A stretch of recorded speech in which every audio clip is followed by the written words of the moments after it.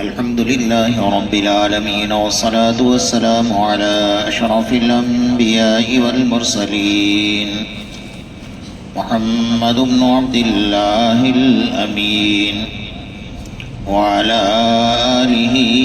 وصحبه أجمعين ومن يهتدي بهديه إلى يوم الدين. أما بعد فأعوذ بالله من الشيطان الرجيم. بسم الله الرحمن الرحيم.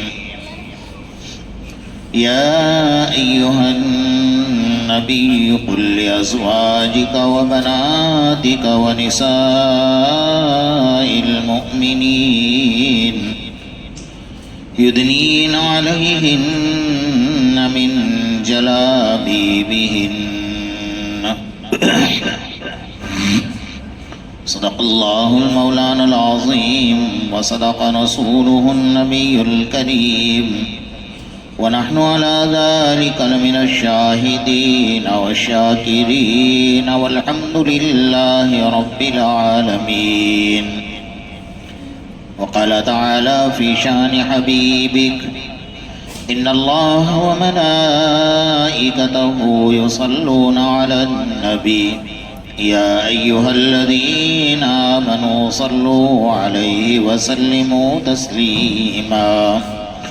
اللهم صل على محمد وعلى آل محمد كما صليت على إبراهيم وعلى آل إبراهيم إنك حميد مجيد.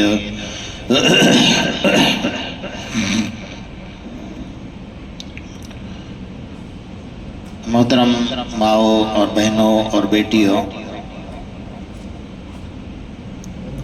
اس وقت میں آپ حضرات کے سامنے آپ کے سامنے قرآن مجید کی ایک آیت تلاوت کرنے کی سعادت حاصل کی ہے. اللہ تبارک و تعالیٰ نے اپنے پیارے حبیب محمد الرسول اللہ صلی اللہ علیہ وسلم کو اس آیت میں یہ حکم دیا ہے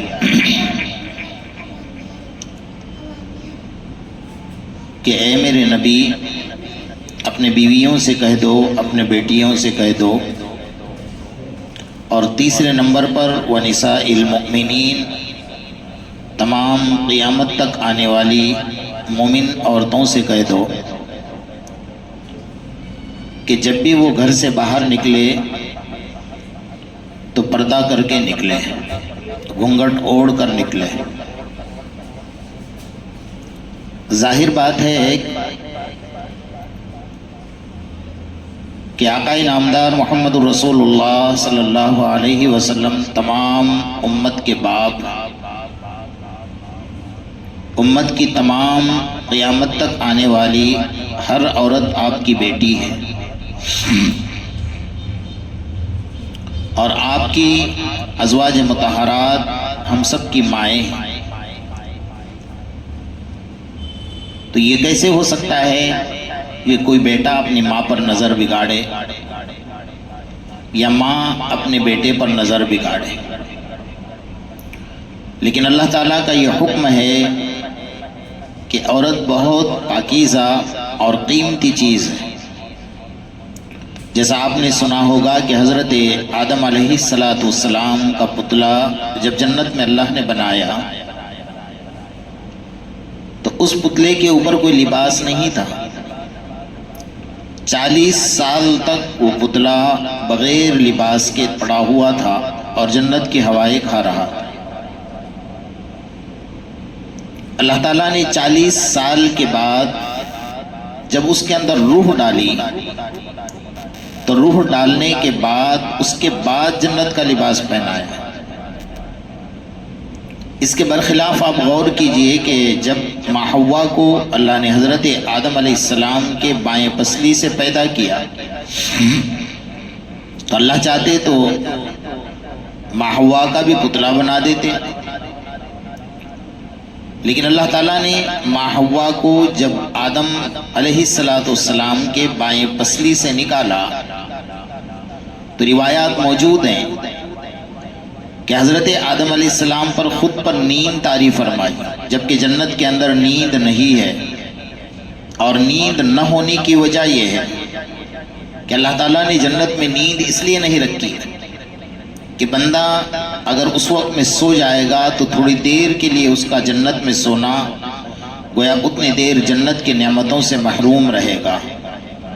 اس لیے اللہ نے نیند نہیں رکھی ہے۔ تو حضرت آدم علیہ السلام پر اللہ نے نیند طاری فرمائی، جتنی جنت کی حوریں تھی ان تمام حوروں کے آنکھوں پر پردہ ڈال دیا، جنت کے جتنے فرشتے تھے ان فرشتوں کے آنکھوں پر پردہ ڈال دیا، جبکہ فرشتوں کے اندر کوئی خواہشات نہیں ہے، اس کے باوجود ان کی آنکھوں پر اللہ نے پردہ ڈال دیا، اور ماں حوا کو حضرت آدم علیہ السلام کے بائیں پسلی سے نکالا، اور نکالنے کے بعد سب سے پہلے انہیں جنت کا لباس پہنایا، اور پہنانے کے بعد ماں حوا کو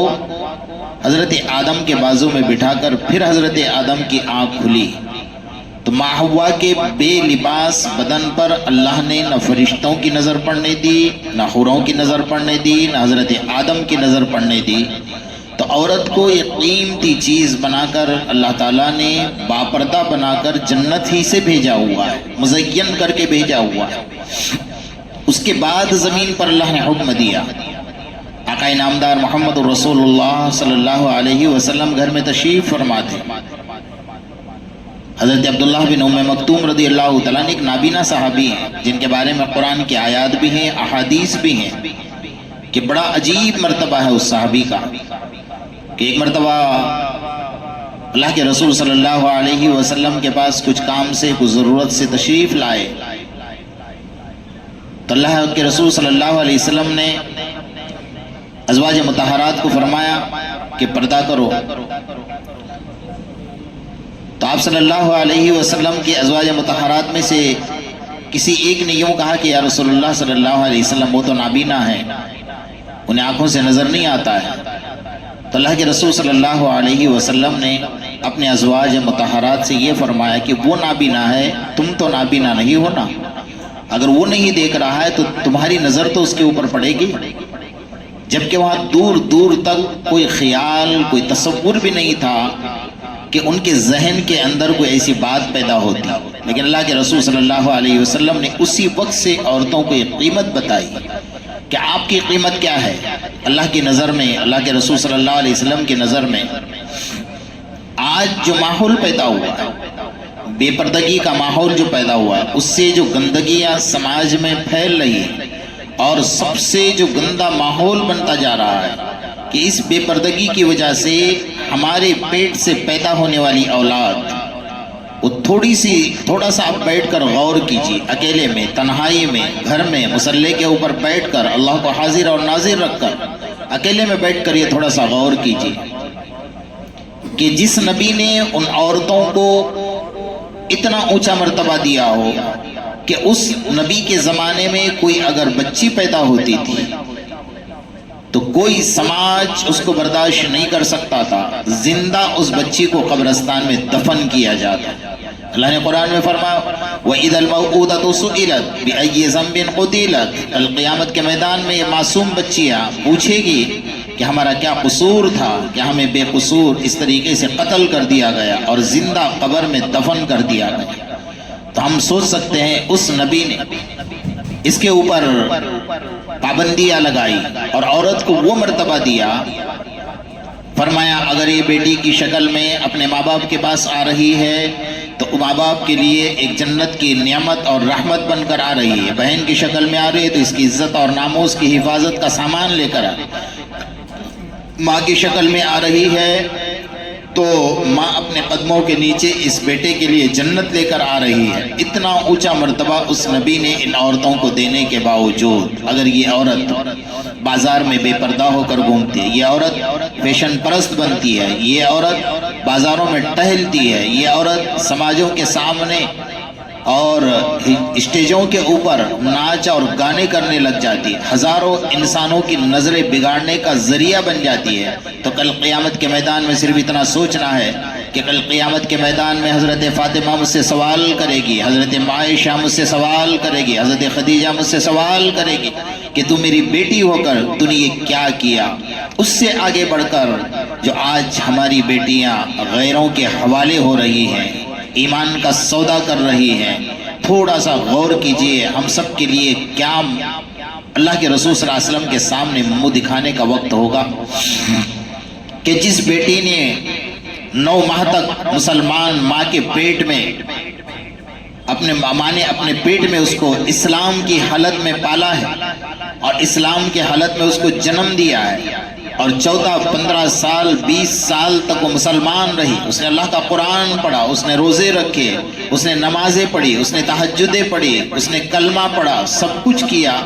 اور 15 20 سال کے بعد اگر وہ اسلام چھوڑ کر غیر کے حوالے ہو رہی ہے تو اس ماں کے لیے قیامت کے میدان میں جگہ کہاں ہوگی جس کی بیٹی نے یہ قدم اٹھایا؟ اس باپ کے لیے قیامت کے میدان میں جگہ کہاں ہوگی کہ جس بیٹی نے اسے قدم اٹھایا؟ ہم یہ سمجھ رہے ہیں کہ بیٹی نے اپنے طور پر کر لیا، ہمارا کوئی قصور نہیں تھا، قصور وہاں ہوتا ہے۔ میری ماؤں اور بہنوں، تھوڑا غور کیجئے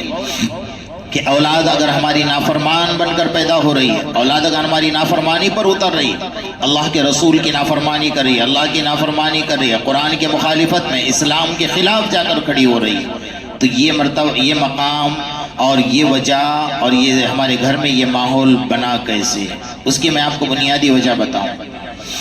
حضرت پیران پیر سید عبد القادر جیلانی رحمۃ اللہ علیہ ایک عجیب بات ارشاد فرما رہے، فرمایا کہ کسی کا نکاح ہوا اور نکاح کے بعد میاں بیوی نے اپنا وظیفہ ادا کیا اور وہ رات ذریعہ بن گئی اولاد کے آنے کا، لیکن صبح اٹھ کر فجر کی نماز نہ بیوی نے پڑھی، فجر کی نماز نہ شوہر نے پڑھی، تو حضرت پیران پیر سید عبد القادر جیلانی رحمۃ اللہ علیہ فرماتے ہیں کہ میں اللہ کے عظمت کی قسم کھا کر کہتا ہوں کہ آنے والی اولاد اللہ اور اس کے رسول اور ماں باپ کی نافرمان بن کر دنیا میں آئے گی، اس لیے کہ آپ نے جو بیج بویا ہے وہ نافرمانی کا بیج بویا ہے۔ اس لیے آج کسی عورت کی ہمت اور مجال نہیں ہے کہ وہ اپنے شوہر کو نماز کے لیے کہے، یا شوہر کی مجال نہیں کہ وہ عورت کو نماز کے لیے کہے۔ اللہ کا قرآن کہہ رہا ہے یا ایھا الذین آمنوا قوا انفسکم واہلیکم نارا، اے ایمان والو اپنے آپ کو اپنے اولاد کی آگ سے، جہنم کی آگ سے حفاظت کر لو، بچا لو۔ آج اگر ہماری مائیں بہنیں اور بیٹیاں اس بات پر مکمل اتر آئے کہ میں اس لڑکے سے نکاح کروں گی جو لڑکے کے چہرے پر سنت رسول زندہ ہو، میں اس لڑکے سے نکاح کروں گی جو قرآن کا پڑھنے والا ہو، میں اس لڑکے سے نکاح کروں گی کہ جو نماز کا پابند ہو، جو حلال اور حرام کی تمیز کرتا ہو، اپنی مائیں اور اپنی باپ اس بات کو دیکھیں گے کہ میں اگر کسی کو اپنی بیٹی کو حوالے کر رہا ہوں تو اس بیٹے کے اندر یہ صفت ہے کیا نہیں، نماز پڑھتا ہے کیا نہیں، اللہ کے رسول کے خلاف یہ بغاوت تو نہیں کرتا، حلال اور حرام تو نہیں کماتا، یہ روزانہ اٹھ کر اپنے چہرے پر سنت رسول کا زندہ جنازہ تو نہیں نکالتا ہے۔ لیکن یہ ہمارا ماحول نہیں ہے، اس کی بنیادی وجہ کہ ہم نے اللہ کے رسول صلی اللہ علیہ وسلم کی کھلی نافرمانی کی ہے، سنتوں کا زندہ جنازہ نکالا ہے۔ میری ماؤں اور بہنوں، آپ کی دعاؤں میں اللہ تبارک و تعالیٰ نے وہ تاثیر رکھی ہے۔ آپ دیکھیے روایات بھری پڑی ہیں، ہزاروں واقعات بھرے پڑے ہیں کہ ماں جب اللہ کے سامنے، بیٹی جب اللہ کے سامنے، بہن جب اللہ کے سامنے، بیوی جب اللہ کے سامنے ہاتھ اٹھاتی ہے، اللہ تبارک و تعالیٰ عورت کے ہاتھ کو کبھی ضائع نہیں کرتے، عورت کے ہاتھ کو کبھی خالی نہیں لوٹاتے۔ ہزاروں واقعات قرآن میں، حدیث میں اس بات کی گواہی دے رہے ہیں۔ آقا نامدار محمد رسول اللہ صلی اللہ علیہ وسلم مسجد نبوی میں تشریف فرماتے، ایک عورت چھوٹے سے بچے کو لے کر آئی اور مسجد کی دیوار کے بازو میں کھڑی ہو گئی اور ایک صحابی کو کہا کہ میں اللہ کے رسول صلی اللہ علیہ وسلم کے پاس آئی ہوں، میں نصرانی عورت ہوں، میں نے پورا سماج، پورا معاشرہ، پورا خاندان سب چھوڑ کر آئی ہوں، میں نے محمد رسول اللہ صلی اللہ علیہ وسلم کے بارے میں سنا ہے کہ وہ اچھے انسان ہیں اور وہ انسان کے ساتھ اچھا سلوک کرتے ہیں، تو میں اپنا چھوٹا بچہ لے کر آئی ہوں، مجھے مسلمان بننا ہے۔ اللہ کے رسول صلی اللہ علیہ وسلم مسجد سے باہر تشریف لائے، ان کے سر پر ہاتھ رکھا اور انہیں دعائیں دی اور انہیں کلمہ پڑھایا اور بچے کو اپنے پاس رکھا اور ان کو اپنے عورتوں کے گھر کا مہمان بنایا۔ کچھ دن گزرے تھے کہ مدینہ منورہ کے اندر کوئی بیماری پھیلی. اس بیماری کی وجہ سے وہ چھوٹا سا بچہ جو تھا اس کے بغل میں ایک پھوڑی نکل آئی. اس پھنسی کی وجہ سے وہ بچہ زیادہ بیمار ہو گیا اور اس کا انتقال ہو گیا. جیسے انتقال ہو اللہ کے رسول صلی اللہ علیہ وسلم نے غسل دینے کا حکم فرمایا اور کفن پہنایا، جنازہ تیار رکھا. نماز جنازہ پڑھنے سے پہلے آپ نے فرمایا کہ جاؤ اس کے ماں کی اجازت لے کر آؤ، اس کی ماں کو اطلاع دے دو کہ تمہارے بیٹے کا انتقال ہو چکا ہے اور ہم اس کی نماز جنازہ پڑھنے جا رہے ہیں. تھوڑا سا غور کیجئے یہاں پر آ کر، ایک ماں کے دل پر کیا گزرتی ہوگی کہ وہ پورا خاندان، پورا سماج، اپنا شوہر، اپنی ماں، اپنی باپ، اپنا شہر، سب کچھ چھوڑ کر اسلام کے خاطر یہاں آئی تھی. اللہ کے رسول صلی اللہ علیہ وسلم نے جیسے کہا صحابی گئے تو وہ چیختی چلاتی ہوئی، اس سے برداشت نہیں ہو رہا تھا کہ میرا بیٹا، اور اللہ تبارک و تعالیٰ اس میرے بیٹے کو بلا لیا، کوئی بات نہیں، لیکن اس نے کہا کہ اللہ کے رسول سے کہہ دو کہ مجھے تھوڑا سا وقت دے، ابھی نماز جنازہ نہ پڑھائے، میں خود آ رہی ہے. وہ عورت آئی اور اپنے بیٹے کے جنازے کے بازو میں مصلی بچھا کر اللہ کے سامنے سجدہ کیا. اللہ کے رسول سے اجازت مانگی، اللہ کے رسول تھوڑا سا مجھے وقت دے دیجئے، اجازت دے دیجئے، اس کے بعد آپ چاہے تو نماز پڑھا لینا. آپ نے فرمایا ٹھیک ہے، ماں ہے، ماں کے بازو میں اگر بیٹے کا جنازہ پڑا ہے اور معصوم بچہ جو چل رہا تھا، کھیل رہا تھا، بول رہا تھا اور پیارا لگ رہا تھا، وہ بچہ اگر جاتا ہے تو ماں کے دل پر کیا گزرتی ہے وہ آپ سمجھ سکتے ہیں. تو اللہ کے رسول صلی اللہ علیہ وسلم نے تھوڑا سا وقفہ دیا. وہ ماں اللہ کے سامنے 2 رکعت نماز پڑھ کر سجدہ کر رہی ہے اور سجدے کے بعد اللہ کے سامنے بھیک مانگ رہی ہے کہ الہ العالمین، ایسے ہزاروں بیٹے اگر میرے پاس ہوتے اور تو میرے سے لے لیتا، مجھے کوئی پرواہ نہیں تھی، لیکن یا رسول، فرمایا یا اللہ، فرمایا میں پورا خاندان، پورا سماج، میرا مذہب چھوڑ کر آئی تھی. میرا بیٹا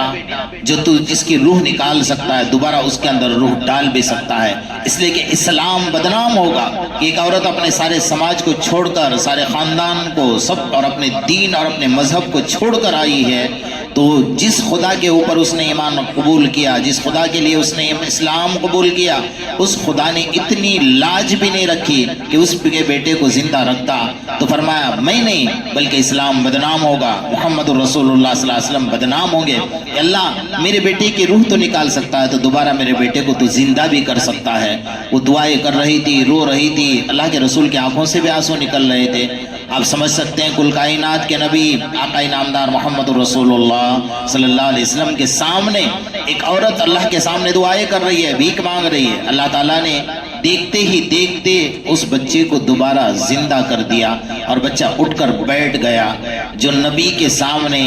اللہ کو منوا کر مردہ بچے کو زندہ کروا سکتی ہے وہ ماں ہے، جس کے دعاؤں میں اللہ نے وہ تاثیر رکھی ہے کہ مردے کو زندہ بھی کر سکتی ہے. لیکن آج ہمارے ماؤں کا حال یہ کہ تمہاری گود پر تم نے کبھی غور نہیں کیا کہ تمہاری گود سے نبی پیدا ہوئے، تمہاری گود سے قطب پیدا ہوئے، تمہاری گود سے ولی پیدا ہوئے، تمہاری گود سے محدث، مفسر، فقی پیدا ہوئے، تمہاری گود سے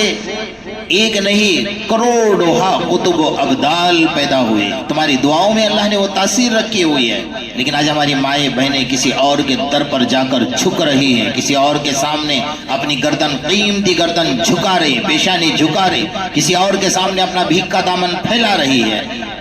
ہونا تو یہ چاہیے تھا کہ ماں کے پاس بیٹا آتا، بہن کے پاس اپنا بھائی آتا، شوہر اپنے بیوی کے پاس آتا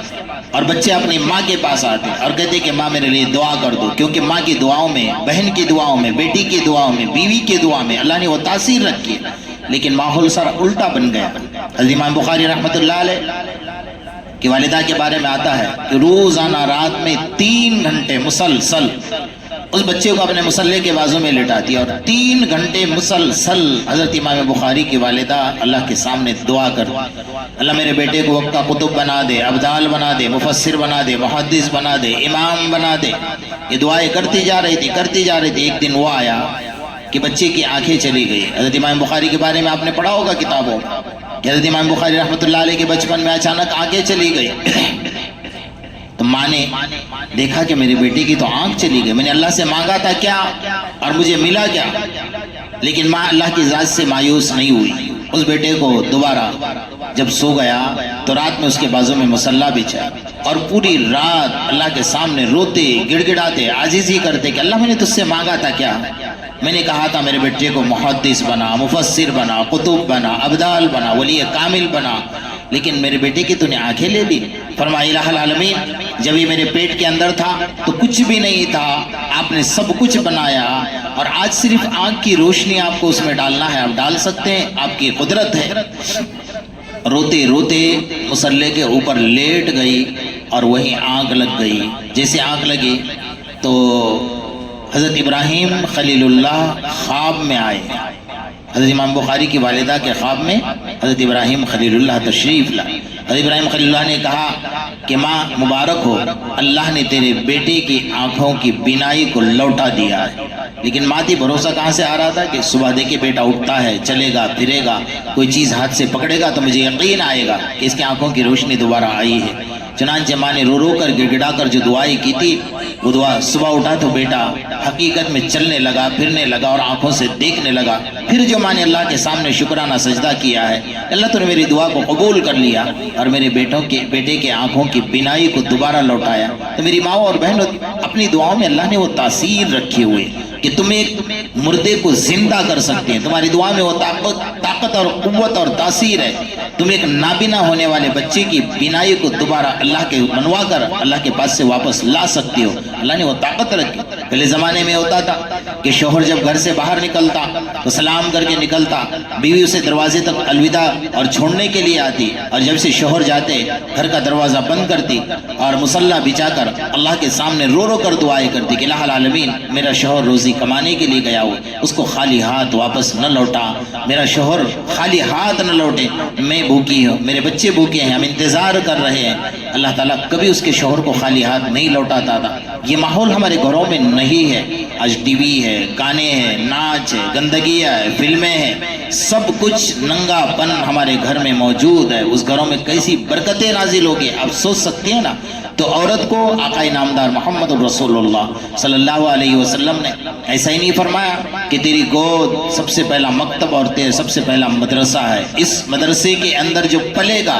اگر اس گود میں بچہ سدھر گیا، پل گیا، پڑھ گیا اور بن گیا، وہ بن گیا، اور اس گود میں اگر بگڑ گیا تو بگڑ گیا۔ پھر جو ماں کی گود میں جو بگڑتا ہے نا وہ کبھی نہیں سدھر سکتا ہے۔ اس لیے ماں کی گود کو سب سے پہلے اپنی گود کو پاکیزہ کرنا ہوگا، آپ کو پردے کے اندر رہنا ہوگا، قرآن کی تلاوت کرنی ہوگی، نمازیں پڑھنی ہوگی، چلتے پھرتے اٹھتے بیٹھتے آپ کے لیے تو بہت اچھا ماحول ہے۔ بلکہ آقا انعامدار محمد رسول اللہ صلی اللہ علیہ وسلم نے حدیث میں یہاں تک فرمایا کہ کوئی عورت گھر کے اندر جھاڑو دیتی ہے اس پر بھی اس کو ثواب ہے، کوئی عورت اگر نیچے چمچی گری ہے اس کو اٹھا کر رکھتی ہے اس پر بھی نیکی ہے، گھر کے برتن دھوتی ہے اس پر بھی نیکی ہے، ہر کام پر نیکی۔ آقا انعامدار محمد رسول اللہ صلی اللہ علیہ وسلم کے سامنے ایک عورت آئی اور آ کر کہنے لگی یا رسول اللہ صلی اللہ علیہ وسلم، مرد تو ہمارے سے آگے بڑھ گئے، جنگ کے میدان میں ہم نہیں جا سکتے، مسجدوں میں باجماعت نماز ہم نہیں پڑھ سکتے، جہاد ہم نہیں کر سکتے، تو یا رسول اللہ صلی اللہ علیہ وسلم مرد تو سبقت کر گئے، نیکیوں میں آگے بڑھ گئے، ہم پیچھے رہ گئے۔ اللہ کے رسول نے کہا بیٹھ جا، بہت اچھا سوال کیا۔ فرمایا یاد رکھ اور کان کھول کر سن لے، مرد اگر مسجد میں جا کر با جماعت تکبیر اولیٰ سے نماز پڑھ رہا ہے تو جو ثواب اس کو مسجد میں جانے کا، تکبیر اولیٰ سے نماز پڑھنے کا دیا جا رہا ہے، وہی ثواب تجھے گھر میں مصلے پر کھڑے ہو کر نماز پڑھنے کا دیا جا رہا ہے۔ ایک مرد اگر میدان جہاد میں اپنی گردن کٹوانے کے لیے تیار ہے، اپنا خون بہانے کے لیے تیار ہے، اسلام کی سرحدوں کی حفاظت کر رہا ہے، فرمایا پوری رات جاگ کر حفاظت کر رہا ہے، فرمایا تیری گود میں چھوٹا سا بچہ ہے اور تو میٹھی نیند سوئی ہوئی ہے، بچہ اچانک نیند سے اڑ گیا، تیری نیند خراب ہو گئی اور تو نے فوراً اپنے بچے کو گود میں لے لیا، تیری آنکھ کھل گئی، فرمایا جو ثواب ایک مجاہد کو سرحد پر کھڑے ہونے کا دیا جا رہا ہے، وہی ثواب تجھے گھر میں بیٹھے بیٹھے اپنے بچے کو دودھ پلانے کا دیا جا رہا ہے۔ تو گھر میں صاف صفائی کر، گھر کا کام کر، شوہر کی خدمت کر، تجھے ہر قدم پر اللہ تبارک و تعالیٰ نیکیاں دے رہی ہے۔ تو نیکیاں دے رہے. تو میری ماؤں اور بہنوں، ہم بیٹھے بیٹھے گھر میں اٹھتے بیٹھتے چلتے پھرتے اللہ کا ذکر کریں. ایسے ہزاروں واقعات موجود ہیں کہ کوئی ماں کی گود سے بچہ پیدا ہوا اور وہ بچہ حافظ قرآن بن کر پیدا ہوا، اس لیے کہ ماں حافظ قرآن تھی، ماں قرآن کی تلاوت کیا کرتی تھی. تو بچہ پیٹ کے اندر ماں کی قرآن کی تلاوت کو سن رہا تھا، سن کر وہ حافظ قرآن بن کر پیدا ہوا. آج وجہ کیا بن گئی کہ ہماری گودوں سے ہیرو پیدا ہو رہے ہیں، ہمارے گودوں سے فلموں کے اسٹار پیدا ہو رہے ہیں، ہماری گودوں سے گلوکار پیدا ہو رہے ہیں، ہمارے گودوں سے دنیا کے اندر گندگیاں پھیلانے والے پیدا ہو رہے ہیں، جھوٹے پیدا ہو رہے ہیں، کذاب پیدا ہو رہے ہیں، اسلام کے خلاف سازشیں کرنے والے پیدا ہو رہے ہیں، بے نمازی پیدا ہو رہے ہیں، اسلام کو دغا دینے والے پیدا ہو رہے ہیں. کیوں؟ اس کی وجہ یہ ہے کہ ہم نے ہماری گود کو پاکیزہ نہیں رکھا. سب سے پہلی وجہ ہے. تو ہم سب سے پہلے یہ کریں کہ ماں یہ غور کرے کہ کبھی اس کی نماز قضا نہ ہونے پائے، کبھی سجدہ نہ چھوٹے، اللہ کے قرآن کی تلاوت نہ چھوٹے، چلتے پھرتے اٹھتے بیٹھتے اللہ کا ذکر اپنی زبان سے کرتے رہے. تو میری ماں اور بہنوں، آج کل بڑا، آپ لوگ تو گھروں میں رہتی ہوگی، آپ کو پتہ نہیں ہے کہ آج مسلمانوں کے خلاف کیا ماحول پیدا کیا جا رہا ہے. ہماری لڑکیاں جو غیروں کے حوالے جا رہی ہیں، کس کو کہا جاتا ہے کہ آج 15 لاکھ لڑکیاں اسلام چھوڑ کر غیروں کے حوالے ہو چکے. آج تک کبھی آپ نے نہیں سنا ہوگا کہ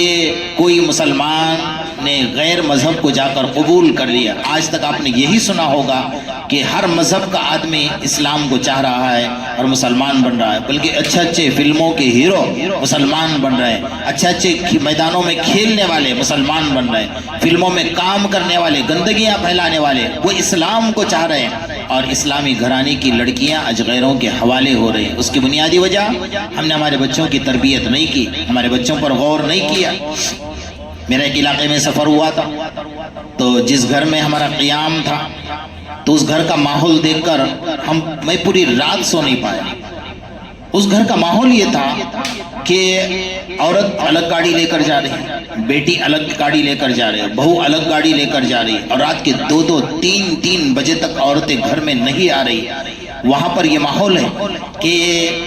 شوہر اپنے بیوی کو نہیں پوچھ سکتا کہ تو کہاں گئی تھی، باپ اپنے بیٹی کو نہیں پوچھ سکتا کہ تو کہاں گئی تھی، اور بھائی اپنے بہن کو نہیں پوچھ سکتا کہ تو باہر کہاں گئی. ہمارے یہاں ایسا ماحول نہیں ہے. اسلام نے ایک ذمہ داری دی ہے، اور ماؤں اور بہنوں کان کھول کر سن لو، جو تمہارا مرتبہ اللہ تعالیٰ نے بنایا وہ کسی اور کا، مردوں کا اتنا مرتبہ نہیں جتنا تمہارا مرتبہ ہے. اس لیے اپنے مرتبے پر غور کریں اور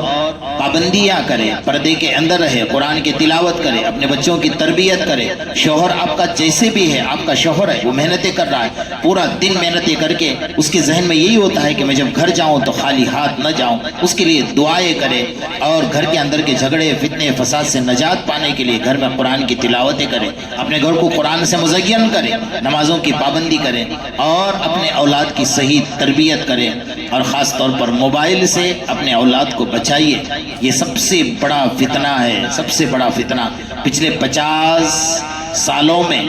جو گندگیاں، فتنے، عیاریاں، مکاریاں، بے پردگیاں نہیں پھیلی ہیں، اتنے اس 5-10 سال کے اندر پورے کے پورے شہروں میں، بازاروں میں، گھروں میں ماحول خراب ہوا ہے. کتنے قرآن کی تلاوت کرنے والے اس موبائل کی وجہ سے قرآن چھوٹ گیا. کتنی تہجد پڑھنے والی ہماری بہنیں اس موبائل کی وجہ سے ان کی تہجدیں چھوٹ گئی، اور کتنوں کے تو ہاتھ سے اسلام نکل گیا. تو اس لیے اپنے بچوں کی حفاظت کیجیے، ان کے ایمان کی حفاظت کیجیے. قیامت کے میدان میں اللہ تبارک و تعالی ہم سے پوچھے گا، ایسا نہیں کہ نہیں پوچھے گا. اگر کسی کی بیٹی نماز نہیں پڑھتی تھی، ماں باپ سے سوال ہوگا. کسی کی بیوی نماز نہیں پڑھتی تھی، شوہر سے سوال ہوگا. اگر شوہر نماز نہیں پڑھتا، بیوی سے سوال ہوگا. ہر ایک سے ہمارے بارے میں سوال ہوگا. اس لیے قیامت کے میدان میں وقت آنے سے پہلے یہ کہ ہم اللہ سے توبہ کریں، سچی توبہ کریں، دعائیں کریں اپنے اولاد کے لیے. ماں کی دعا کبھی رد نہیں جاتی، باپ کی دعا کبھی رد نہیں جاتی. اپنے اولاد کے لیے، اپنے خاندان کے لیے، اپنے اہل و عیال کے، اور خاص طور پر جو ابھی فی الحال ہمارے سامنے فلسطین کا ماحول چل رہا ہے، وہاں کی مائیں بہنیں کیسی زندگی گزار رہے ہیں. آپ نے دیکھا ہوگا کہ ایک ماں کی گود سے 10 بچے شہید ہو گئے. پھر بھی وہ اللہ کے سامنے کہتی ہے حسبنا اللہ، اللہ تو میرے لیے کافی ہے۔ اس کا شوہر چلا گیا، اس کے بچے چلے گئے، اس کو لیکن ماں ہمت رکھ کے کہتی ہے اللہ تیری دی ہوئی نعمت تھی، تو نے لے لی ہے، ان کے لیے ہم دعائیں کریں۔ ہماری دعائیں بہت، آپ گھر سے باہر نکل کر کچھ نہیں کر سکتی ہیں، لیکن آپ گھر میں بیٹھ کر ان کے لیے دعائیں کریں، اپنے بچوں سے دعا کرائیں، آپ دعائیں کریں، اہتمام کریں اس کا۔ تو اللہ تبارک و تعالی ہم سب کو اس پر عمل کی توفیق عطا فرمائے اور ہمارے معاشرے کو پاکیزہ فرمائے، ہماری گود پاکیزہ فرمائے۔ میں آپ کو بس ایک آخری بات یہ عرض کروں گا کہ آپ تہجد کی پابندی کریں، گھر میں بیٹھے بیٹھے اللہ سے دعائیں کریں۔ تہجد کا وقت اللہ کے پاس دعاؤں کے قبول ہونے کا وقت ہے اور بڑا قیمتی وقت ہوتا ہے۔ اس کے اندر ایک ماں اگر گھر کے اندر تہجد پڑھ رہی ہے، سب کے لیے دعائیں کر رہی ہے، اس دعاؤں کا اثر آپ دیکھیں گے، آپ کا گھر منور ہوگا، روشن ہوگا، آپ کا گھر اللہ کے قرآن سے مزین ہوگا۔ تو اس کی پابندی کریں، اللہ پاک ہم سب کو عمل کی توفیق نصیب فرمائے۔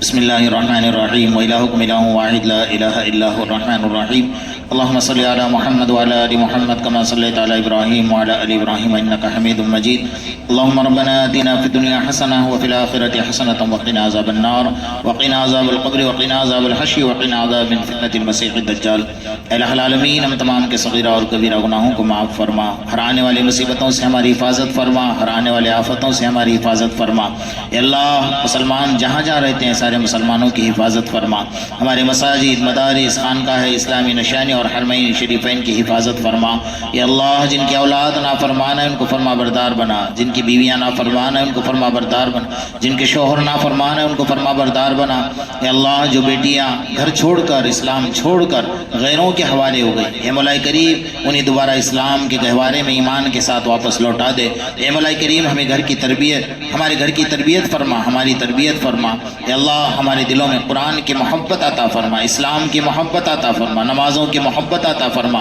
آقا نامدار محمد رسول اللہ صلی اللہ علیہ وسلم کی سچی محبت نصیب فرما۔ اے مولا کریم آج تک ہم سے جو کچھ گناہ ہوئے اسے معاف فرما دے، آئندہ گناہوں سے مکمل ہماری حفاظت فرما دے۔ اے اللہ ہمیں نمازوں کی پابندی کی توفیق عطا فرما۔ اے مولا کریم ہر پریشانیوں سے ہمیں نجات عطا فرما۔ اے اللہ جو بیٹیاں جوان ہو کر گھروں میں بیٹھی ہیں، ماں باپ کے پاس اسباب مہیا نہیں ہیں، اللہ تو نے کسی کو بغیر جوڑے کے پیدا نہیں کیا، سب کے لیے نیک صالح